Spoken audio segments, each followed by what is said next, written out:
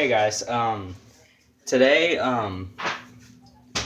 me and my dad had a bet, and from the road to one of my brother's cars, we set up two water balloons, and with a full clip in my brother's BB gun, I had to shoot both of the water balloons. And if I didn't, I had to get shot point blank in the arm. This arm. Let's find out what happens. Daniel to put his bacon in the oven. Okay. Wait, hold on. Make sure it's a frame. Shoot it right. You guys ready? Ah! Ah! Turn your skin white. It scraped it. Ah, dude. I'll be back. Hold on. Better lighting. Dude, that hurt like heck. What PSI is it? Huh? What PSI? I'll go and see. So, Darwin wouldn't be good?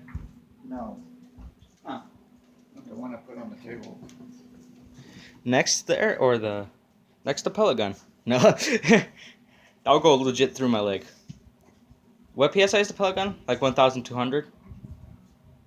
Yeah. It's faster than the 22. I know that. Yeah. But not stronger.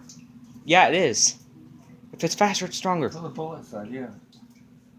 It's fast and stronger. Okay.